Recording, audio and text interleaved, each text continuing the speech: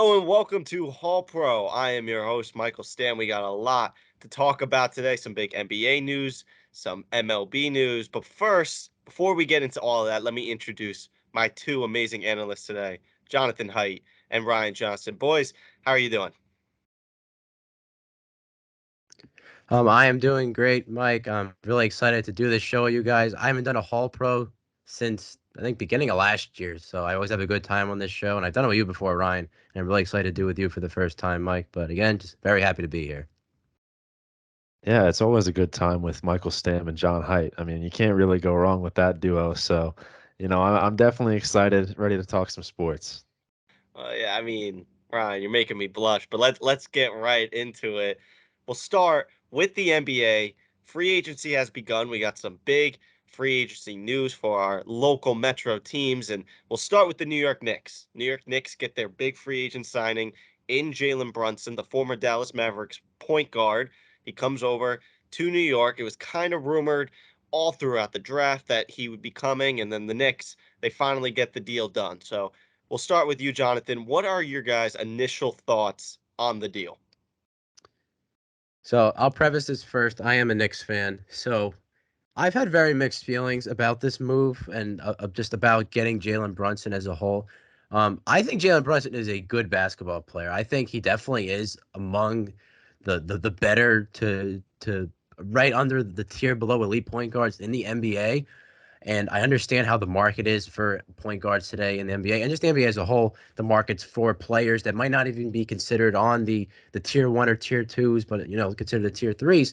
So as a Knicks fan, when they made those trades to clear up cap space, you knew something was coming. Getting rid of Kemba Walker, they traded away two draft picks out of the draft. I know we can even talk about the draft as well, which I thought was a little bit disappointing just because of the high expectations for this year. But I am a little disappointed that they signed Jalen Brunson to this just gigantic contract because I don't think, in my opinion, he's worth that much money and that much term. Just because I know he obviously was a great player on the Mavericks. He helped ease the load off Luka Doncic, and he stepped up really a lot when Luka was hurt. But this Knicks team, he'll be obviously the primary facilitator, and I think he's going to do well with the Knicks. But when you're trading away assets to teams and recollecting some at the same time throughout that whole draft night. I thought something bigger was going to come. I know there's a lot of reports that are saying Donovan Mitchell, who's a prime Knicks target, doesn't look like he wants to leave Utah, and Utah wants to build around him after trading Rudy Gobert. So I thought after the Knicks made all those moves during draft night to clear cap space that you were going to get, a bigger whale in the sea like a Donovan Mitchell. So I think it's a little bit disappointing just because I thought they were going to do more with the cap space by, unloading some of those assets away. But I do think Jalen Brunson will be a good player for the Knicks. Again, a primary ball handler. He'll put up some good numbers, but I just wish, as Knicks fans, you want something bigger at this point because of the mediocrity we've seen for so many years, and hopefully that'll go away soon. Yeah, and I mean, look, this deal was being hinted at during the Mavs Western Conference series, playoff series. Like, everyone was talking about how Jalen Brunson was balling and the Knicks were gonna overpay for him. And that's exactly what happened. I mean, they cleared up the cap space for Brunson on draft night and they signed him to a $100 million multi-year contract. And the Knicks are just so mediocre. Like, I'm not even a Knicks fan, and it just hurts me because this is just a mid-level NBA move. Like, this is not a core that you can build around to win an NBA championship. Jalen Brunson and RJ Barrett, that is a 10 seed in the East NBA duo right there. This is not going to work. Like, they're just not good enough. I don't really know how else to put it. Like, the Knicks are not good enough. This is a classic Knicks move, overpaying for a guard. Jalen Brunson is a good player. Don't get me wrong, but they're just not going to be able to do anything. It's just a classic Knicks move, really, to just get someone that you're going to finish in 10th place with. Yeah, the final uh, deal was settled at 4 years, $104 million. He has a player option in that final year. It puts him at about the 14th highest paid point guard in the league. It might be 15th now after John Morant was just paid. Uh, so, middle of the pack, but still a good amount of money for a player who has never been to an All-Star game. So the Knicks shedding out a lot of money. And you brought up, Jonathan, the Donovan Mitchell thing. And, there's reports that maybe the Knicks are hesitant to give up their picks to try to go out and get Donovan Mitchell. Uh, it seems, if you're going to get a guy like Jalen Brunson, that's not a guy that's going to get you to the playoffs, not even close to a championship. So, not sure where the Knicks are going here. Jalen Brunson's a good starter move, but then you got to start building based off of that. They also signed Isaiah Hartenstein and then re-signed their big man Mitchell Robinson. So Ryan, you kind of hit on it that you can only see this as like a possible 10th seed as the highest. But John, I mean, we'll get your thoughts too. What is the ceiling for this team as it stands right now with just Jalen Brunson, R.J. Barrett, Julius Randle still on the team as well?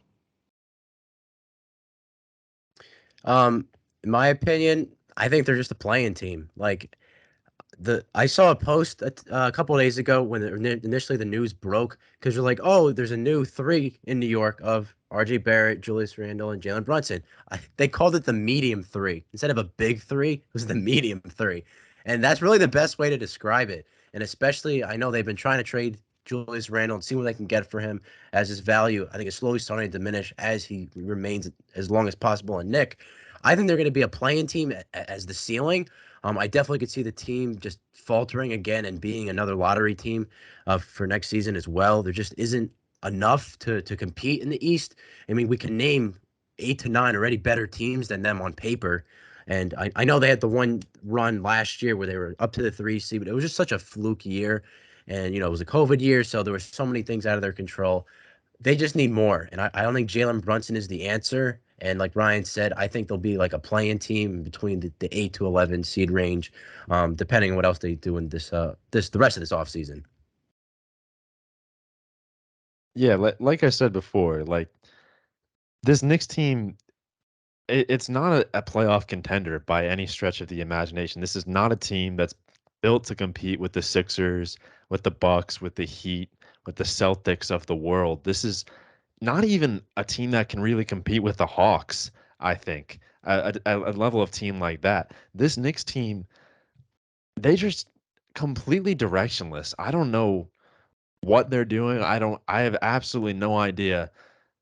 I don't even know how to put it into words because they just keep on signing these guys for a large money that they're not really built to win with. I don't get it. This is something that the Knicks have been doing for literally decades now. And at some point you would think that they would recognize the pattern and stop. Just put the brakes on it a little bit. But they keep on doing the same thing over and over again. They just need a culture change, quite frankly. The Knicks need something bad, really bad. Yeah, we'll see where this goes as we, get further throughout the offseason and then into the season. Jalen Brunson averaged 16 points last year as a Maverick, 20 points though when Luka Doncic did not play. But we'll see how that all comes together. Quick, before we move on, let's say the Knicks find a way to get Donovan Mitchell, just maybe 4 first-round picks and couple of their young players. Where does that put the Knicks then if they can grab Donovan Mitchell? Could that put them as a title contender? I mean, you got to think of a starting lineup of Brunson, Mitchell, I mean, Barrett, Randall, and Robinson, I guess, would be the ideal starting lineup. Maybe 2 seeds higher. I still don't think, even with Donovan Mitchell, that they're the playoff contender that the Celtics, Heat, and everything Ryan Johnson just said. I still don't think they would be like that. But I also have to. We forgot to mention that they do have a lot of young pieces, which I think is definitely some sort of improvement and something to look forward to in the future. I like Miles McBride. I love Emmanuel Quickly. There's a whole bunch of guys and young guys that they have. Even Jericho Sims. But I think with Donovan Mitchell, at least for next season purposes, they'll move up maybe 2 seeds, 3 max, in my opinion. Yeah, I don't think it would really make that much of a difference either. They would probably have to give up someone like RJ Barrett or a Mitchell Robinson and Julius Randle and Emmanuel Quickly to get Donovan Mitchell. And at that point, you're just basically filling the rest of your bench with vet minimums.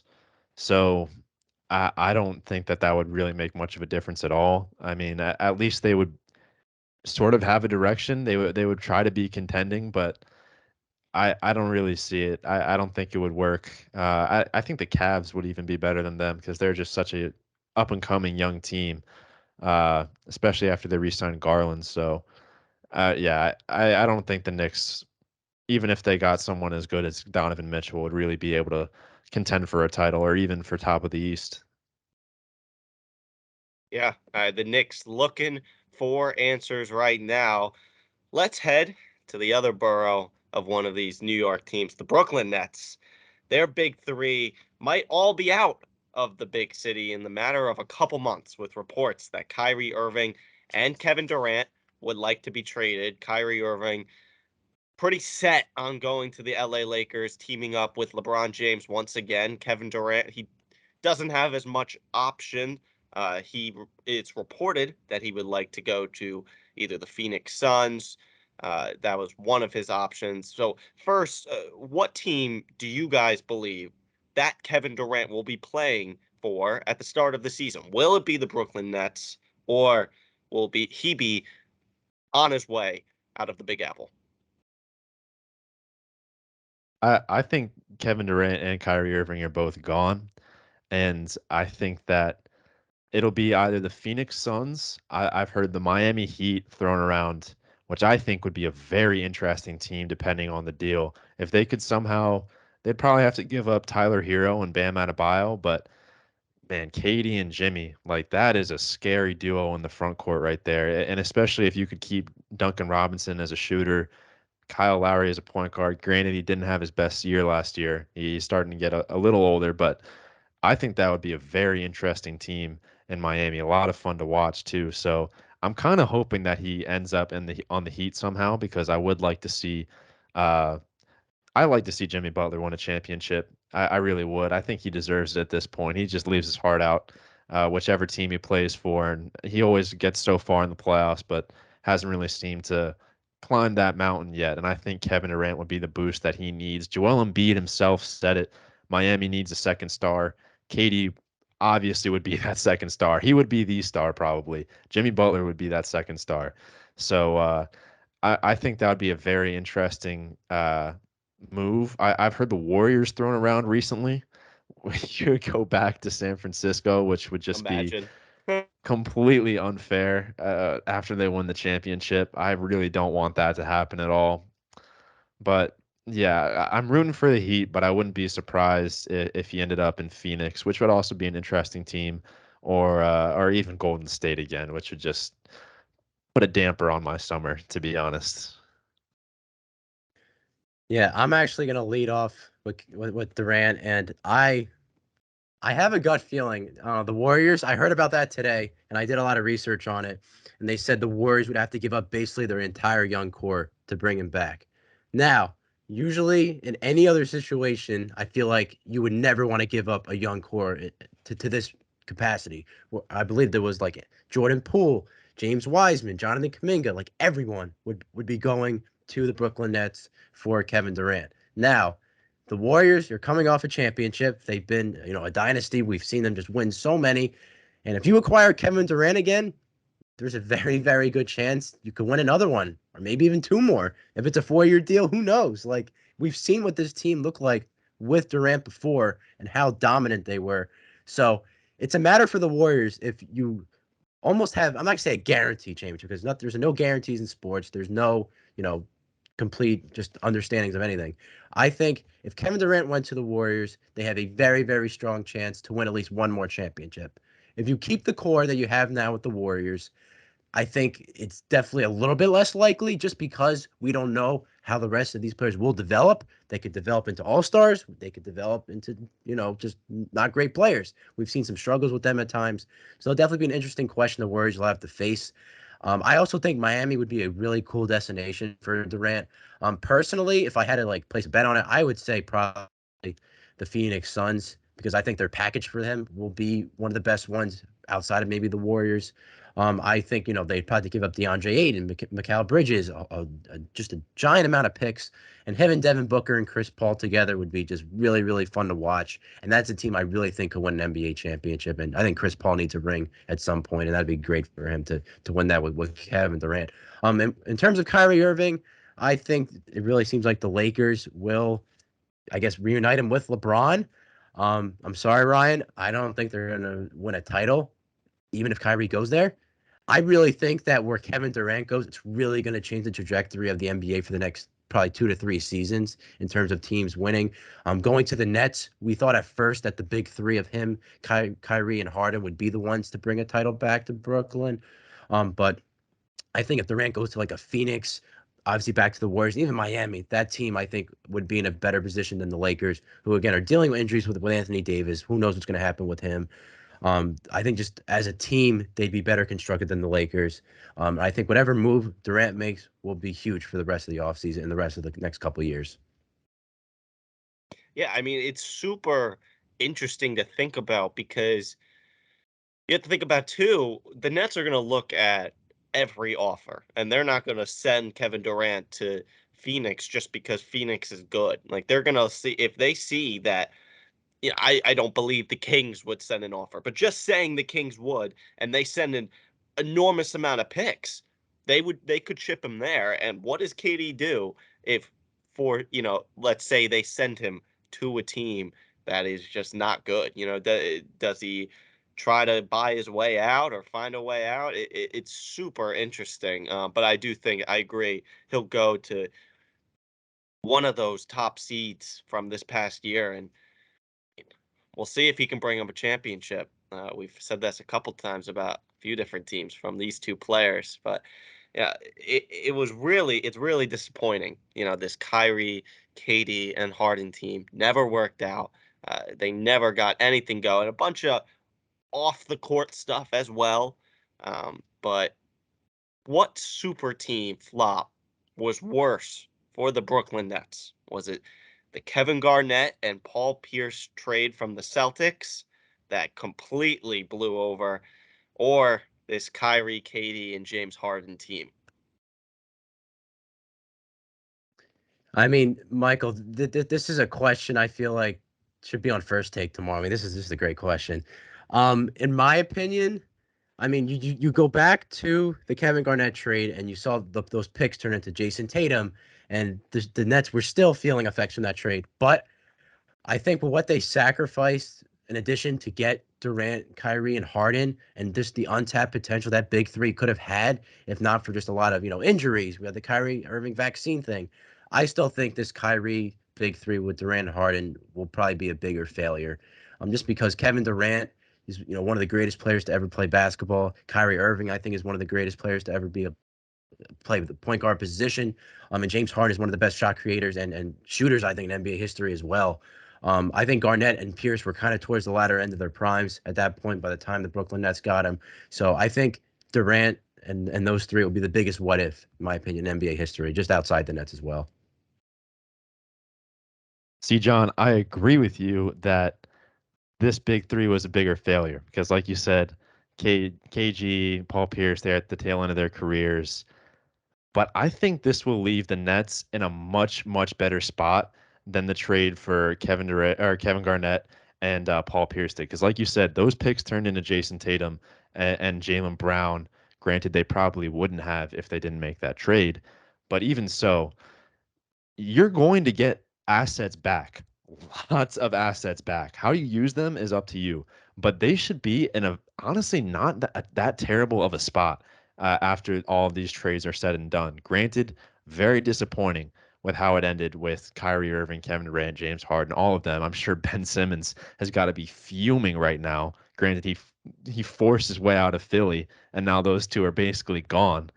So I'm sure he's upset, but this is leaving the Nets in a much better scenario than the flop with KG and Paul Pierce. So I think that this has got to be, while a worse failure, is leaving the Nets off in a much better spot. Yeah, see, that's the reason I think that I would go with the Kevin Garnett and Paul Pierce situation was worse was because those guys were so on the back end of their career, and you still traded all those picks, and it left the Nets in a pretty bad situation, kind of until they were able to get Kyrie and Kevin Durant, or until that kind of uh, those years before put them in position. But the Nets are going to be looking very different when it comes for the start of the season. There's been a lot of other free agency moves, obviously. What team has won free agency so far for you guys, or what's a big move that you guys love? See, the thing is, there haven't really been a whole lot of blockbuster moves besides re-signings. I think the Nuggets holding on to Nikola Jokic is probably the most important move that I've seen so far because he's the MVP and his contract is absurd, like $270 million or something like that. Like that is unreal money, but he's obviously worth every penny to them. So I think that's a huge move. I think getting Bruce Brown is a nice pickup because their backcourt's looking pretty good now. They've got KCP on the roster. My boy Bones Highland, shout out Delaware. You know, I gotta represent. He's got to represent. Although they got rid of Will the Thrill and I think Monte Morris, I think the Nuggets are in a pretty good spot. And I really like Milwaukee's pickup of Joe Ingles. Actually, I think that's really intriguing. I think he'll be a great fit off the bench in the front court, especially once Chris Middleton comes back. They re-signed Bobby Portis, another good move. So they've got a lot of potential in that front court right there. That's a championship-winning front court when fully healthy. And now they just added Joe Ingles to it, who I think is a really solid 3-and-D player. I mean, his last fully healthy season, he shot 45% from three. So this is a guy that can really shoot the ball with the best of them, and I think that's a great move for Milwaukee. And other than that, I mean, it's just been a lot of re-signings. You saw Zach LaVine re-sign with the Bulls. Um, just a lot of money being thrown around, really, just ridiculous amounts. For me, since Ryan talked a lot about just free agency as a whole, I'll start with the draft. Like just teams that were able to do a combination of offseason moves and just spectacular drafting. I think the Detroit Pistons won the draft, in my opinion. Somehow walking away with Jaden Ivey and Jalen Duren. Obviously the Christian Wood trade, excuse me, happened before the draft, and one of those picks turned into Duren. I think that core is going to be so good in a couple of years, and I think they're just going to keep accumulating assets and building around Cade Cunningham. I know your close personal friend Ryan, and just the amount of talent that they're going to have on this team. I think in the next maybe 3 to 4 years, because you got to imagine they're eventually going to be in a playing spot. Maybe they're still a year or two away from that, so they're going to still accumulate more lottery picks to really build onto this core. So I think they won the draft, and I think they are one of the best teams that won the offseason. One other team, though, I will say, is the Boston Celtics, because I think getting Malcolm Brogdon to already add to the team that was in the NBA Finals, adding him to Tatum and Brown and Smart. I mean, I think that was such a great pickup for them. And we've seen his struggles at times, but we've definitely seen his peaks. We saw in Milwaukee how great he was. And I think playing on a team with Jason Tatum is going to do wonders for him. And it's really going to help the Celtics, I think, have an edge because the East is only going to get better, as we've seen in years past. Yeah, I loved the Boston Celtics move for Brogdon. They really didn't have to. I mean, they gave up a bunch of players that really didn't get much playing time to begin with for a really good point guard. I think another winner is the Atlanta Hawks. I love the DeJounte Murray move. Apologies. I think that could, paired with Trey Young, could really propel them in the East. So a team that I'm not sure is a winner, but I'm more just interested to see how everything plays out is um sorry, Minnesota Timberwolves. Lost my train of thought there for a second. Minnesota Timberwolves with Rudy Gobert now, excited to see kind of where they're headed these next couple of years. Yeah. No, Brian's shaking his head. I don't think too far either. It's going to be an interesting team. I don't really like it. I mean, they gave up a lot of picks. I can understand they're trying to capitalize on Cat's prime and stuff like that, but and one of his biggest weaknesses is rim protection as a center, but I think it's just not. I don't think it's going to work out personally. I don't see them competing with the top teams in the West. I don't know what it is. Maybe I just am not the biggest Rudy Gobert guy. Yeah, if the I think it's Jazz gonna can, take a couple of games, like for at least Towns and Gobert to just get used to playing with each other, having two big men like that. Obviously one more offensive, one more defensive, but I also agree. I don't think it's gonna be a success. It's gonna lead into an NBA championship at least. yeah, if the Jazz can get what they got for Rudy Gobert, I cannot imagine what the Nets might be able to produce for Kevin Durant and Kyrie Irving. It could be a really interesting rest of couple months as we head into the start of the season. Let's head into some baseball talk as we finish up this show. The New York Yankees and the New York Mets are both still proving why they're seen as World Series contenders. The New York Yankees sit with the best record in the MLB at 58-22, while the Mets are right there in the National League at 49-30. Aaron Judge is an MVP candidate. The Mets are about to get Jacob DeGrom and Max Scherzer back into their bullpen. So my question for you guys is which team would you bet on more to go to the World Series as we're about to hit the All-Star break. So as we hit the midpoint of the year, what team do you have your money on? So again, I'll preface this first and foremost. I am a Yankees fan, but this is the most interesting discussion we've had with the Subway Series, I think, in years. I think it's very likely that both these teams could be in the World Series in October.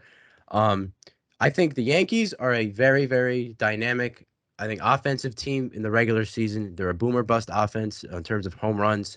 A lot of their offense comes from home runs. And I think their pitching has been definitely a plus this season.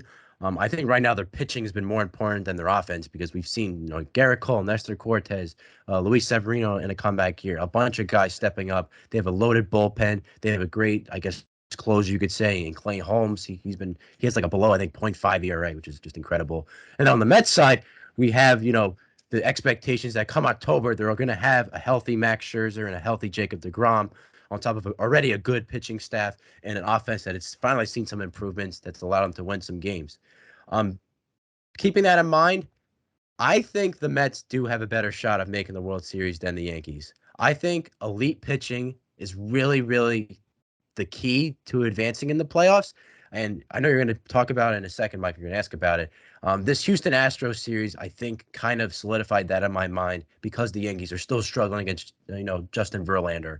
And in the last couple of years, with this core of Aaron Judge and company, we've seen them struggle against the top pitching in baseball, and that's the pitching you're going to see in the postseason. I mean, they're doing great against the Oakland A's, the Chicago Cubs, the Cleveland Guardians, but you know they had a couple of great wins against the Astros, but I think they're going to have trouble with the pitching once again. The boomer bust offense is going to lead to a ton of issues offensively. Their pitching won't be the problem, I think, in my opinion. And just with the Mets, I think you just have more consistency by having, again, first of all, having Jacob DeGrom and Max Scherzer in your rotation already guarantees you, I think, at least one round of the playoffs. But Pete Alonso's been having a great year. Francisco Lindor has been having a great year, and he's a player that's been great in the playoffs in years past. I love Starling Marte. They're players that are a little bit more focused on home runs, excuse me, on offense. So I think if I had to place a bet, as sad as it says me as a Yankees fan, I have to say the Mets. Yeah, I mean, I think that was pretty good analysis. I don't really have much more to add to it, really, to be honest. The only thing that I would say is that the Mets started off pretty hot last year too, and they did end up falling off later in the year. Um, so that is something that I would watch for with the Mets. But the Yankees, they have struggled in the playoffs because, like you said, that boomer bust offense, they're always going for the long ball. They're always going for the home run, and it's paying off this year so far. I mean, 58-22, like that's quite the start to the season. And Aaron Judge is playing at an MVP level. He's currently the leader in the AL MVP race. Anthony Rizzo is top 5 in home runs too. So this team has certainly been firing on all cylinders, but the real challenge is if they can keep that up. And with the Mets, if they can get a healthy Jacob DeGrom and Mad Max back, they're going to be looking really scary if the bats keep going for them. So I think off bullpen alone, you have to look at the Mets more as the serious, like, favorites, really, in the NL right now. I mean, the Dodgers and the Padres are both tough. The Braves, obviously, defending World Series champs, but this Mets team is serious. They're really deadly. Yeah, it's gonna be really fun once the Subway Series comes rolling around. I think we got a couple games later in July. Um, but what you both brought up is that the Mets are banking on those two guys, Jacob DeGrom and Max Scherzer, to be healthy. And if they're not, they're in a much different spot than when they are healthy. So, that's the only reason I think I would roll with the Yankees is that I feel that if the Yankees maybe make a couple moves at the trade deadline, fix some pieces in the outfield, maybe get one more arm, then they're in a much more safer spot than the Mets just gambling on Jacob DeGrom and Max Scherzer, and especially Jacob DeGrom, who has not been healthy at all in past years, to stay healthy, especially when October comes rolling around. But, the team that the Yankees are going to have to get past to make that World Series will be the Houston Astros. And we saw the Astros just go on a New York tour playing each team. They played the Mets 4 times, they played the Yankees 5 times, all in back to back. And in that stretch, they went 7-2. And while the Yankees might have the best record in the league, are the Astros still the team to beat in the American League and then maybe the MLB as a whole? Um, I'll start with this. I was at one game of the Yankees Astros series during what just happened a week ago. By the look on my face, you could probably guess I was at the no-hitter game that the Astros pulled off against the Yankees. I think in terms of just because of the postseason success the Astros have had, we could put the cheating in there, put the cheating without there. They're still just a great ball club. I still think the American League does run through the Astros. I think the Yankees might have a better regular season record than them, and that'd be awesome. But I think it's all going to come down to the playoffs this year. It's a really big legacy playoffs for the Yankees, and especially for Aaron Judge, who we don't even know is going to come back. I mean, the whole money contract issue is really looming over the Yankees' heads during all the fun times here, and a lot of it can come crashing down if he does not re-sign with the Yankees. So I think the Yankees Astros in the ALCS this year is the dream scenario. And as a Yankees fan, I hope and pray that they will finally beat the Astros in the postseason. But until then, Jose Altuve, there's just a bunch of thorns in the Yankees side. Jose Altuve is still killing the Yankees. The Yankees fans can chant obscenities at Altuve. He's just going to hit better. It's the way it is. And I still think having Justin Verlander in another renaissance year, a guy who seems like he's just never aging. Even Christian Javier and that rotation, pitching a part of a no-hitter against the Yankees. They just have so many good pieces. Losing Correa definitely hurt, but we've seen Jordan Alvarez is a sleeper AL MVP candidate this year. Alex Bregman can still play. I mean, they're just such a good team. So until the Yankees beat them in the playoffs, it's still the Astros town. Yeah, I'm with you there. I think you have to dethrone them first. I mean, the Astros have made the World Series 3 out of the last 5 years. They've won. All right, well, all right.